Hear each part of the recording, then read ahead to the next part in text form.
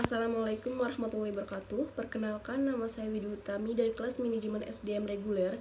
Di sini saya akan mereview jurnal yang berjudul Pengembangan UMKM melalui digitalisasi teknologi dan integrasi akses permodalan yang ditulis oleh Ramlah Puji Astuti, Kartono, dan Rahmadi pada tahun 2020 dalam jurnal Penelitian dan Pengabdian kepada Masyarakat pada halaman 248 sampai 256 volume 8. Latar belakang, usaha mikro kecil menengah atau UMKM memegang peranan yang sangat besar dalam memajukan perekonomian Indonesia. Selain sebagai salah satu alternatif lapangan kerja baru, UMKM juga berperan dalam mendorong laju pertumbuhan ekonomi Indonesia. UMKM merupakan suatu bentuk usaha kecil masyarakat yang pendiriannya berdasarkan inisiatif seseorang, sehingga dapat menurunkan tingkat pengangguran di Indonesia. Kabupaten Cirebon sendiri memiliki berbagai jenis UMKM unggulan seperti UMKM batik, makanan olahan, rotan, perikanan, dan lain-lain, serta pengembangan UMKM di Kabupaten Cirebon pun dari tahun ke tahun menunjukkan peningkatan yang signifikan. Salah satu daerah di Kabupaten Cirebon yang UMKM-nya sedang berkembang adalah Desa Sindangkasih. Kondisi UMKM saat ini yang masih memiliki keterbatasan dalam penggunaan teknologi menyebabkan banyak usaha UMKM yang tidak mampu bersaing dengan pelaku usaha lain baik dari dalam maupun luar negeri. Dan untuk mengatasi permasalahan tersebut diperlukan peningkatan jejaring bisnis dan akses permodalan untuk UMKM. Salah satu upaya yang dapat dilaksanakan adalah dengan melaksanakan program pendampingan pengembangan UMKM melalui digitalisasi teknologi dan integrasi akses permodalan. Melalui pendampingan ini dapat meningkatkan pemasaran produk dan akses permodalan bagi pelaku UMKM di Desa Sindangkasih, Kabupaten Cirebon. Metode yang diterapkan untuk mencapai pemecahan permasalahan ini adalah metode sistem tindakan dan pembelajaran yang partisipatif yang dikenal sebagai metode PLA atau Participatory Learning and Action. PLA merupakan metode pemberdayaan masyarakat yang terdiri dari proses belajar tentang suatu topik, pengolahan, pemeliharaan, dan lain sebagainya.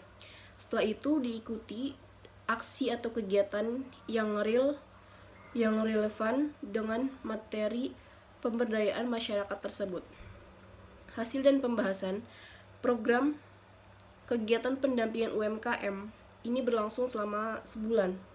Pendampingan ini dimulai dengan memberikan sosialisasi kepada UMK yang sudah ditunjuk dan bersedia diberikan pendampingan secara intensif. Secara umum, kegiatan pendampingan yang dilakukan pada tahap awal sosialisasi mengenai perkembangan teknologi bagi pelaku UMKM.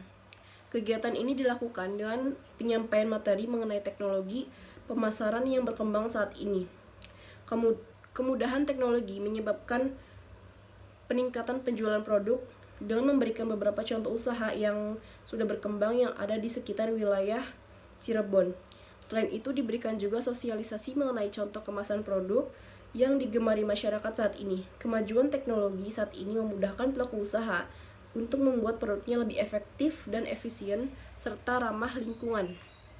Kegiatan ini berhasil menumbuhkan motivasi pelaku UMKM untuk lebih berinovasi dalam mengembangkan produk yang sudah ada.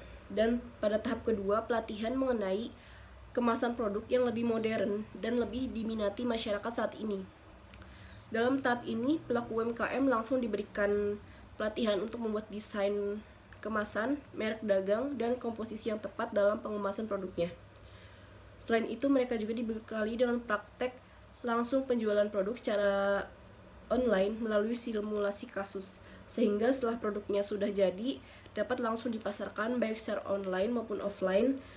Kegiatan ini berhasil mengubah beberapa produk UMKM yang tadinya tidak dikemas secara efisien menjadi lebih efisien dan bernilai jual lebih tinggi.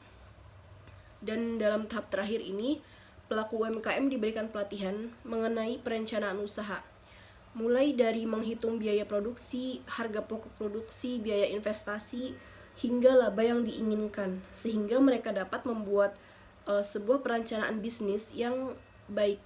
Implikasi dari kegiatan ini adalah pelaku UMKM dapat membuat laporan keuangan sederhana bagi kegiatan usahanya, sehingga dapat menarik investor atau debitur untuk memberikan modal kepada pengembangan usaha yang mereka jalani saat ini. Kesimpulan, pelaku UMKM berhasil membuat produk sesuai dengan permintaan pasar saat ini dengan memanfaatkan perkembangan teknologi, peningkatan teknik pemasaran produk UMKM melalui pemasaran online dan pemasaran offline, dengan memanfaatkan perkembangan teknologi saat ini sehingga biaya pemasaran jadi lebih efektif dan efisien. Peningkatan distribusi barang hasil produksi UMKM di Desa Sindangkasih. Sebelumnya produk hanya dipasarkan di daerah setempat, saat ini produk yang dihasilkan sudah dipasarkan sampai di luar daerah. Peningkatan akses permodalan oleh pelaku UMKM di Desa Sindangkasih. Jika dulu produksi yang dihasilkan masih dalam skala kecil, dengan kemudahan akses permodalan saat ini, usaha yang mereka jalankan bisa lebih berkembang dengan peningkatan skala produksi. Saran yang diperlukan, yang pertama, diperlukan dukungan dari semua stakeholder atau Dinas Koperasi dan UMKM Kabupaten Cirebon atau lembaga terkait, sehingga pengembangan kapasitas UMKM dapat berjalan dengan efektif.